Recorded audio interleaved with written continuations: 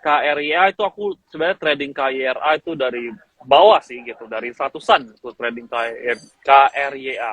Nah, KRYA ini saya udah nggak punya barang sama sekali gitu. Dan apakah menarik KRYA-nya? Menurut saya itu untuk trading doang oke. Tapi kalau untuk benar-benar pegang ya gitu ya, agak berbahaya gitu. Kenapa berbahaya? Karena dia itu menurutku sekarang lagi tahap mereka selling gitu. Mereka mau berusaha net sell. Kelihatan itu dia ambil barangnya itu efeknya tuh lumayan rendah gitu. Di ketika ditabrak arah berhari-hari itu ya kan dimakan, itu crossing gitu. Ada pindah barang. Jadi dari perpindahan barang ini, efek mereka di bawah gitu. Dan di tahap-tahap atas, kelihatan dia net sell-nya itu mau sekitaran harga 300-an gitu. Nah, dan KIRA ini mainnya cabut bid gitu. Cabut bid banting gitu. Jadi kalau ditanya apakah KYRA menarik, menarik hanya untuk fast trade gitu. Hanya untuk fast trade. Dan dia ingat, dia nariknya juga sangat kencang gitu. Cuman sekarang menurutku dia lebih ke tahap selling sih, lagi proses selling. Jadi ketika dia lagi selling, aku lebih menjauhin deh gitu. Walaupun naik ya wes gitu ya, monggo gitu. Silakan, saya ada yang lain gitu. Saya nggak harus kayak maksa oh harus di KYRA gitu. Itu menurut saya Tapi sih. kalau hari ini volume juga meningkat ya Mas. Harga Betul, naiknya cukup betul, signifikan ya, 90%. Tadi di betul. level 282 sampai volume yang besar. Kalau misalnya melihat closing hari ini, apakah masih ada kenaikan Mas? Oh, kalau lihat volumenya besar, ya volumenya besar. Tapi kalau kamu lihat itu ada crossing gitu, perpindahan barang. Jadi KYRA ini itu volume gede tapi volume crossing dan crossingnya itu dari AK ke CP dan TF. Sedangkan jangan lupa ada AJET sama IU-nya yang net sell lumayan gede gitu. Dan bahkan kalau dia naik, yes naik, tapi lebih ke naik distribusi. Nah itu lebih ke bandar yang oke gitu, maksudnya berskill lah ya daripada bandar yang langsung dia tiba-tiba net sell kayak contoh ya saham-sahamnya yang YP lah ya gitu, tiba-tiba kalau dia ambil inimologi gitu ya kan, langsung YP-nya net sell gede gitu. Nah itu beda beda cara main. Nah kelihatan kalau ini ya lumayan orang yang paham yang mainnya. Cuman volumenya gede iya, tapi lebih cenderung ke distribusi gitu. Jadi umurnya ya nggak akan panjang-panjang banget kalau aku lihat. Gitu mas kalau menurut Tapi tadi saya. bilang masih bisa itu kalau untuk pendek ya, ini ya dimanfaatkan. Iya masih bisa dimanfaatkan lah. Paling nggak mentok-mentok tuh sampai daerah 300 gitu. 300 itu udah paling mentok kelihatannya ya. Kelihatannya ya kalau dari saya lihatnya. 300 udah mentok udah. Tapi Mas Hengki udah main dari level 100-an ya, berarti udah beggar dong. Betul, betul. Wah, saya fast trade waktu itu. Tariknya kencang banget gitu. Jadi saya nggak berani simpan juga gitu. Saya ingat banget itu. Itu akhir-akhir sesi. Detik-detik terakhir dia HK 50.000, 50.000, 50.000. Nah, saya ikut nabrak doang gitu. Ikut nabrak doang, happy-happy doang ikut nabrak ya. Tapi kalau hold sih beggar gitu. Iya, kalau buy and hold udah beggar ya Mas ya, tapi Mas Hengki Hmm. cuman beli dan lepas gitu ya, beli jual ya. Betul, betul, betul. Karena Ya terlalu serem memang kalau nariknya. kalau saham konstruksi ini sentimennya masih ada ya Mas, kalau IKN kita berjalan dengan baik, nanti konstruksi ini berpeluang ya kontraknya naik gitu di proyek IKN. Apalagi udah mulai nih IKN teman-teman di bulan September Iya. kemarin. Nah, semoga juga ini menjadi sentimen positif nih untuk sektor konstruksi. Apalagi kayak PT-PT Wika itu udah terlalu lama di bawah ya gitu ya. IHSG-nya Mm-mm. udah, nah mereka masih di bawah-bawah aja gitu ya. Iya, mati suri dia di bawah. Memang mungkin biasanya juga konstruksi ini kalau kita lihat-lihat ya akhir-akhir tahun akan mengalami kenaikan nih secara histori nih. Ada peluang kenaikan nih untuk BUMN karya dan konstruksi secara umumnya. Nah, selain konstruksi nih Mas, kalau yang tertekan juga properti nih Mas. Gimana nih Mas Mm-mm. melihat properti nih? Suku bunga naik kan berarti KPR naik ya. Orang-orang bisa menahan pembelian properti nih gitu ya untuk jangka Mm-mm. pendeknya. Kalau Kalau menurut sendiri properti masih menarik kah? Justru menurutku adalah yang lagi aku tunggu adalah properti gitu. Kenapa? Karena ini ada kaitannya dengan sekali lagi saya aliran fundamentalis story gitu ya. Jadi bukan parent PBV lagi gitu. Nah, jadi sering orang bilang kalau call naik manggung itu nextnya properti. Tapi kalian harus tahu alasannya, bukan hanya sekedar oh ini naik nextnya ini gitu, enggak gitu, enggak bisa kamu ngomong gitu doang tanpa tahu faktor aslinya gitu ya kan. Nah, faktor aslinya adalah ketika harga call naik, konglomerat yang mempunyai call itu pasti untung gitu ya kan. Ketika mereka untung, untungnya itu ya bukan 10 juta, bukan 10 M gitu, tapi triliunan. Ketika mereka untung gitu banyak, duitnya digunakan untuk apa? Gak mungkin mereka simpan deposito, ngapain gitu. Mau diputarin bisnis lagi susah gitu. Nah, jadi mereka adalah cara-caranya adalah diputar ke konstruksi karena konstruksi itu lebih safe gitu ya kan. Nah, jadi makanya setelah call biasanya akan ada aliran lumayan kencang ke properti gitu.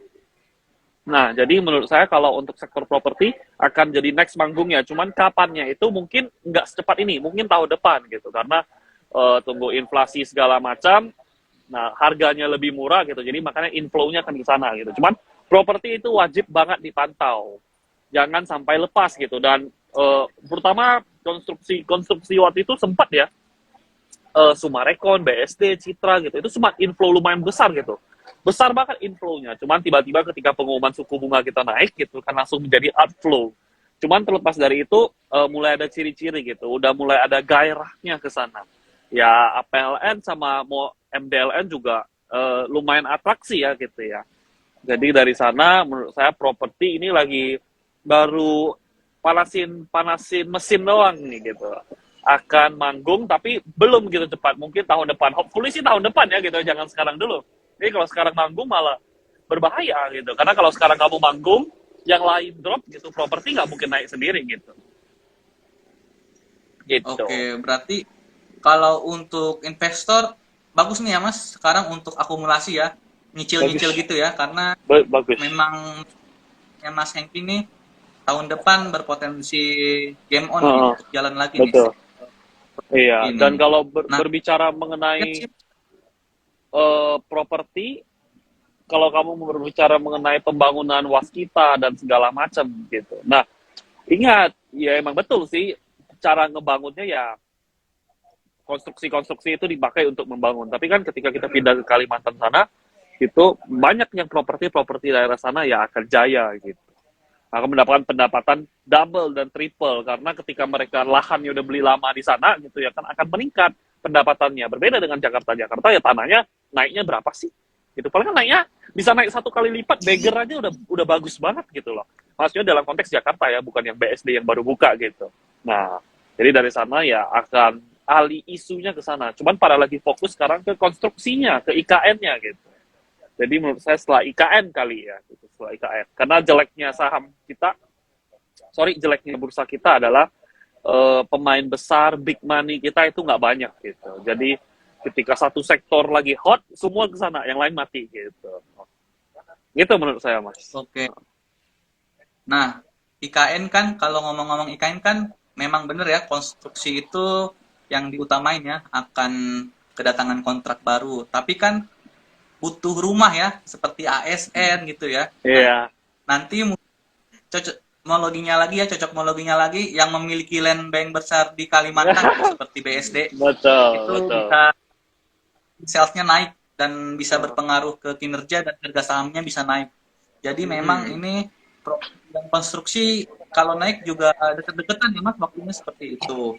Menurut Hmm. Enki uh, di kuartal terakhir ya kuartal terakhir musim dingin tiba di negara Eropa nih. Lalu Eropa butuh batu bara lebih banyak nih untuk itu Hmm. ya pemanas ruang itu penghangat ruangannya.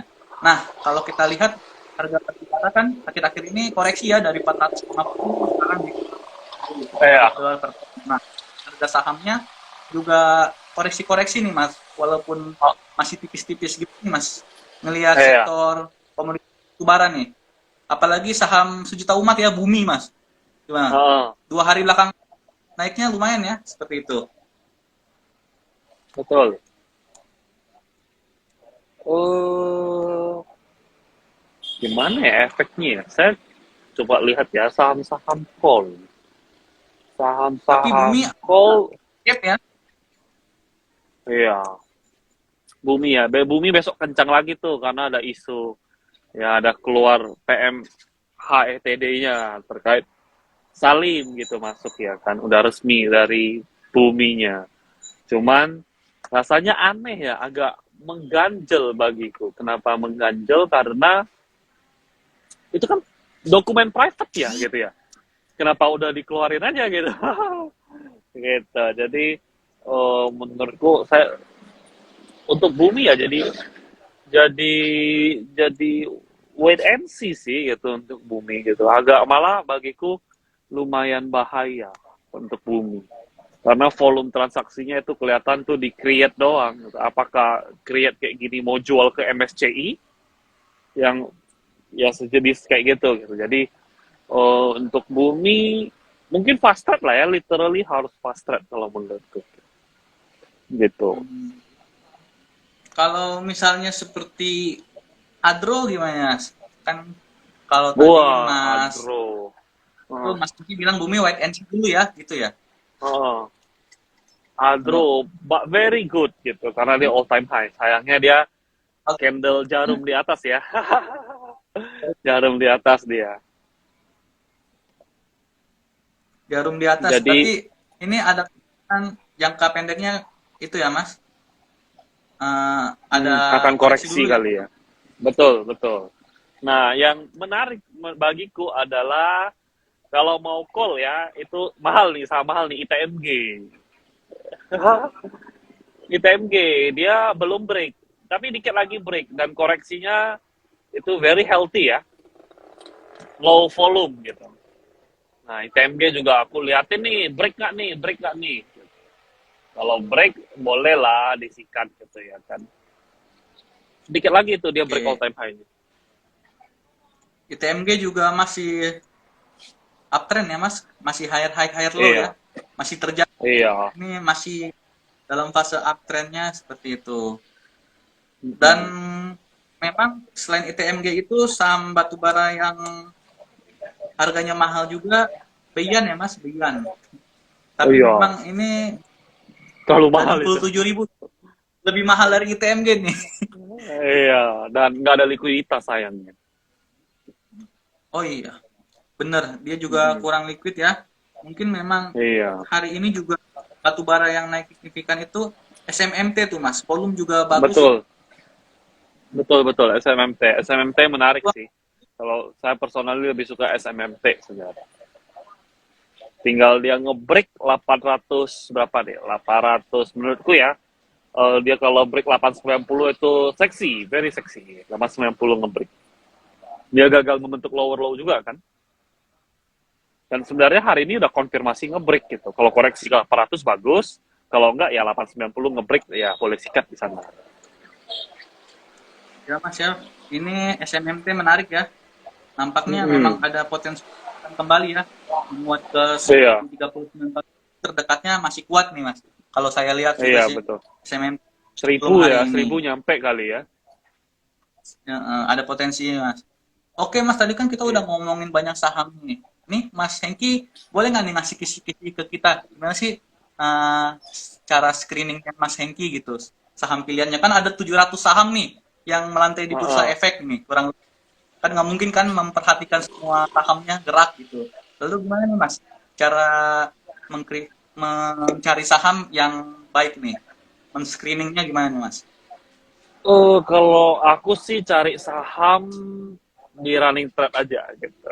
Di running trade, kadang aku cek di transaksi, cuman aku lebih ke running trade-nya gitu. Karena kalau running trade kan ketika lagi aktif itu hari itunya gitu. Jadi kalau ketika running trade-nya, walaupun watchlist kita bagus, running trade-nya nggak main gitu ya kan, bid offer-nya nggak main, ya saya nggak tertarik gitu. Screening saya pertama ya running trade-nya harus rame.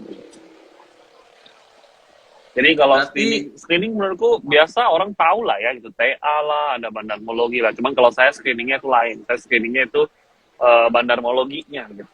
Sorry, bid offernya itu gimana?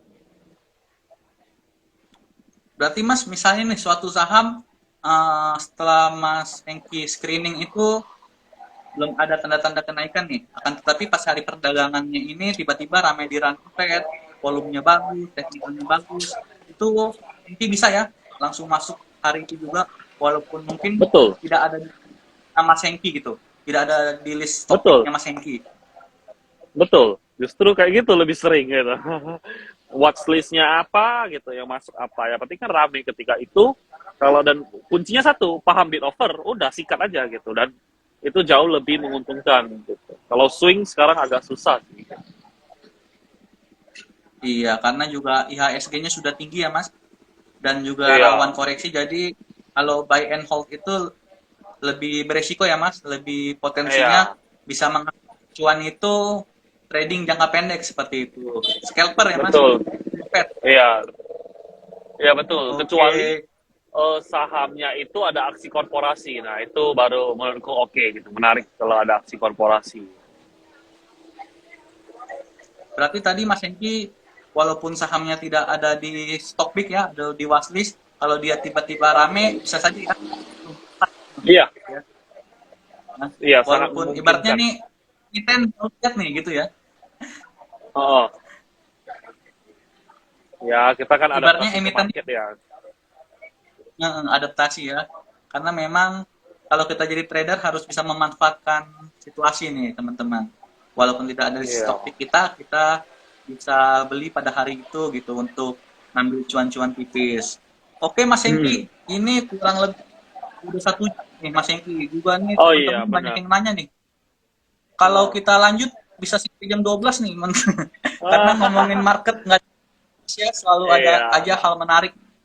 betul betul. Nah, untuk yang nonton live kita pada malam hari ini, ada nggak Mas closing statement gitu dari Mas Hengki? Closing statement ya, saya paling bingung tuh kalau ditanyain closing statement.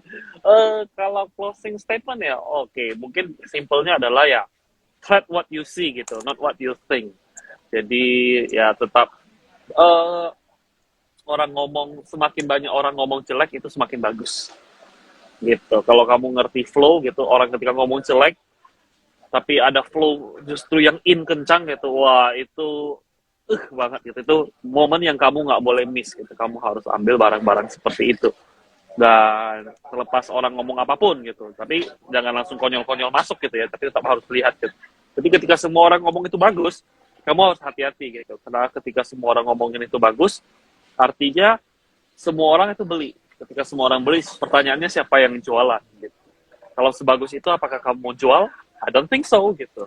Nah, jadi tetap objektif dalam trading ya, trade what you see, not what you think. Mungkin itu ya closing statement dari saya, Mas.